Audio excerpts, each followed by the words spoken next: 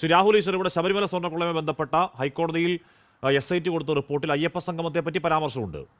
അയ്യപ്പ സംഗമം തീരുമാനിച്ച വിവരം മിനിറ്റ്സിലില്ലാത്ത കാര്യവും ഫണ്ട് വിനിയോഗത്തിലെ അവ്യക്തതകളും നമ്മുടെ SIT തന്നെ അതിൽ പറയുന്നുണ്ടെന്നാണ് അറിവ്. അയ്യപ്പ സംഗമം കൂടി SITയുടെ അന്വേഷണ പരിധിയിൽ വരും എന്ന് കരുതാവോ ശ്രീ രാഹുൽ ഈശ്വർ? ശ്രദ്ധിക്കേണ്ട കാര്യങ്ങൾ, അയ്യപ്പ സംഗമത്തിന് പോസിറ്റീവ്സും ഉണ്ട്, നെഗറ്റീവ്സും ഉണ്ട്. പോസിറ്റീവ് പറഞ്ഞു തന്നെ തുടങ്ങാം. കാര്യം ഏതൊരു കാര്യത്തെയും വിമർശിക്കുന്നതിന് മുമ്പ് അതിന്റെ പോസിറ്റീവ് കാണണം. ശ്രീ പിണറായി വിജയൻ സഖാവ്, കേരളത്തിന്റെ മുഖ്യമന്ത്രി, അയ്യപ്പനെയും വാവരെയും വെളുത്തയെയും ഹൈലൈറ്റ് ചെയ്തത് വളരെ പോസിറ്റീവാണ്. കേരളത്തിൽ അങ്ങനെ മുമ്പ് ആരും ചെയ്തിട്ടില്ല. പൊതുവെ അധികം ആൾക്കാർക്ക് അറിയാത്ത ഒരാളാണ് വെളുത്ത, അല്ലെങ്കിൽ അയ്യപ്പന്റെയും അവരുടെ അടുത്ത സുഹൃത്തായ വെളുത്തച്ഛൻ ആർത്തിങ്കൽ ക്രിസ്ത്യൻ പള്ളിയിലെ വെളുത്തയാണ്. ആ വെളുത്തയെ ഹൈലൈറ്റ് ചെയ്ത് പോസിറ്റീവാണ്. ഒരു അയ്യപ്പ വിശ്വാസി എന്ന നിലയിൽ ഞാനടക്കം എണീറ്റ് നിന്ന് കൈയടിച്ച കാര്യങ്ങളിലൊന്നാണ്. പോസിറ്റീവായി തന്നെ നമ്മുടെ മുഖ്യമന്ത്രി സഖാവ് പിണറായി വിജയനെതിരെ ഹൈലൈറ്റ് ചെയ്തു. അതിന് അദ്ദേഹത്തിന് അഭിനന്ദനം അർഹിക്കുന്നതാണ്. 2, എന്നാൽ വേണ്ട രീതിയിൽ സ്പോൺസർഷിപ്പ് ആദ്യമേ കിട്ടേണ്ട ഒരു കാര്യമാണ്. ദേവസ്വം ബോർഡ് ഈ കാര്യം നടത്തുന്നതിന്റെ പിന്നിലുള്ള രാഷ്ട്രീയ താല്പര്യവും നമുക്കറിയാം. അതായത് നായർ ഈഴവ വോട്ടുകളിലേക്ക്, പ്രത്യേകിച്ച് അവിടെ സംഗീത് കുമാർ സാർ NSSന്റെ ഉണ്ടായിരുന്നു, വെള്ളാപ്പള്ളി സാർ SNDPയുടെ ഉണ്ടായിരുന്നു, KPMSന്റെ ശ്രീ പുന്നല ശ്രീകുമാർജി ഉണ്ടായിരുന്നു. അപ്പോ ഹിന്ദു വോട്ട് ബാങ്ക് തങ്ങളിലേക്ക് കൂടി ആകർഷിക്കാൻ വേണ്ടി ചെയ്യുന്ന ഒരു കാര്യമാണ്. അതായത് ക്രിസ്ത്യൻ മുസ്ലിം ന്യൂനപക്ഷ വോട്ടുകൾ കൂടുതൽ കോൺഗ്രസിലേക്ക് പോകുമെന്ന് തിരിച്ചറിഞ്ഞുകൊണ്ട് ഹിന്ദു ഭൂരിപക്ഷത്തിന്റെ വോട്ടുകൾ തങ്ങളിലേക്ക് എത്തിക്കാൻ വേണ്ടിയാണ് അത് രാഷ്ട്രീയമായി ചെയ്യുന്നത്. അത് എല്ലാവർക്കും അറിയാവുന്ന കാര്യമാണ്. നമ്മൾ നിശ്ചയിച്ചിട്ട് കാര്യമൊന്നുമില്ല. അങ്ങനെ ഒരു ഉദ്ദേശം ഉണ്ടാകുന്നതിൽ തെറ്റുമില്ല. ആ രീതിയിൽ പൊളിറ്റിക്കലി അത് യൂസ് ചെയ്തു എന്നുള്ളൊരു കാര്യം നമ്മൾ മറക്കരുത്. അതൊരു പൊളിറ്റിക്കൽ സബ്ടെക്സ്റ്റായി കിടപ്പുണ്ട്.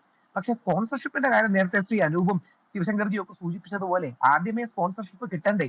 വാസവൻ മന്ത്രി പറഞ്ഞ കാര്യങ്ങളിലൊന്ന്, ഞങ്ങള് ഇതിന് ദേവസ്വം ബോർഡിന്റെയോ മറ്റും ഒരു കാശും എടുക്കില്ല എന്നുള്ളതാണ്. അപ്പൊ യഥാർത്ഥത്തിൽ സ്പോൺസർഷിപ്പ് എന്ന് പറയുമ്പോൾ നമ്മളെല്ലാം ചാനലിൽ പരിപാടി നടത്തുമ്പോഴും ഇങ്ങനെ ആദ്യമേ സ്പോൺസേഴ്സിനെ ഐഡന്റിഫൈ ചെയ്യും. അവർ ചിലപ്പോൾ എത്രയെങ്കിലും ഒരു പെർസെന്റേജ്, 33%, 50% ആദ്യം തരും. പരിപാടി കഴിഞ്ഞാൽ ബാക്കി 50% തരും. അങ്ങനെയല്ലേ?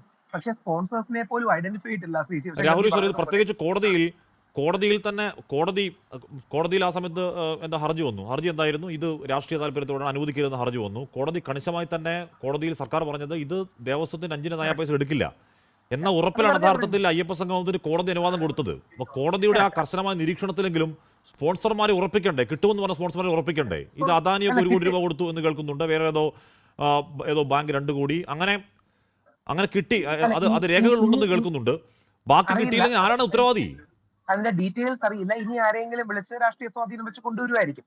ഈ അയ്യപ്പ സംഗമം നടത്തുന്ന കാര്യത്തിൽ തെറ്റില്ല, പക്ഷെ കുറച്ചുകൂടെ മെച്ചമായിട്ട് നടക്കണമായിരുന്നു. കുറച്ചുകൂടെ ജനപങ്കാളിത്തം വേണമായിരുന്നു. ഉദാഹരണം, പന്തളത്ത് RSSഉം സംഘപരിവാർ സംഘടനകളും നടത്തിയ സംഗമം കുറെ കൂടെ വിജയമായിരുന്നു. അതിൽ വാവരെ എതിർത്തുള്ള ഒരു പരാമർശം വളരെ മോശമായി പോയെങ്കിലും സംഗമം കുറെ കൂടെ ആളുണ്ടായിരുന്നു. നമ്മുടെ കേരള കുംഭമേള എന്നറിയപ്പെടുന്ന മാഘമഹോത്സവത്തിലും നല്ല രീതിയിൽ ജനപങ്കാളിത്തം ഉണ്ടായിരുന്നു. അപ്പോൾ CPMന് വിശ്വാസികളോട് എൻഗേജ് ചെയ്യാനാണ് താല്പര്യമെങ്കിൽ വിശ്വാസത്തിന്റെ ഭാഗത്ത് നിൽക്കുന്നവരെ, അവർക്ക് RSകാരോട് വിയോജിപ്പ് കാണും, പക്ഷെ വിശ്വാസത്തിന്റെ ഭാഗത്ത് നിൽക്കുന്നവരെ കുറെ കൂടി ഉൾപ്പെടുത്തി വിപുലമാക്കാമായിരുന്നു. മുഖ്യമന്ത്രി യഥാർത്ഥത്തിൽ രാഷ്ട്രീയ താല്പര്യത്തോടു കൂടി തന്നെയാണ് അത് ചെയ്തത്.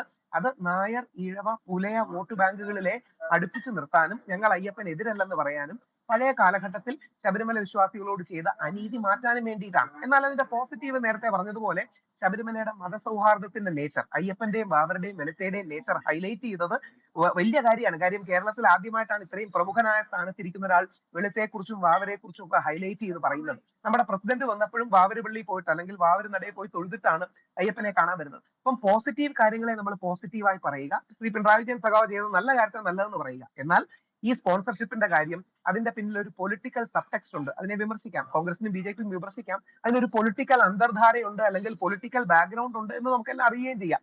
യാതൊരു സംശയവുമില്ല. അപ്പൊ അത് ഹിന്ദു വോട്ട് ബാങ്കുകളിലേക്കും കൂടി ഇറങ്ങാൻ വേണ്ടിയാണ് ചെയ്തത്.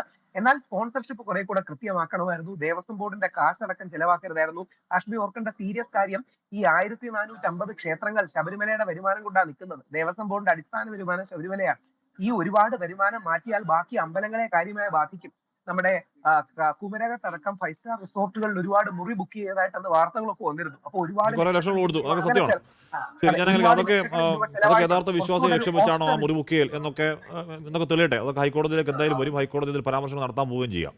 ലോകത്തെവിടെയായാലും ഏത് സമയത്തും 24 വാർത്തകളും ഓഗ്മെന്റഡ് റിയാലിറ്റി പാക്കേജുകളും എക്സ്പ്ലെയിനറുകളും വിശദമായി കാണാൻ ഞങ്ങളുടെ YouTube ചാനൽ നിങ്ങൾക്ക് സബ്സ്ക്രൈബ് ചെയ്യാം.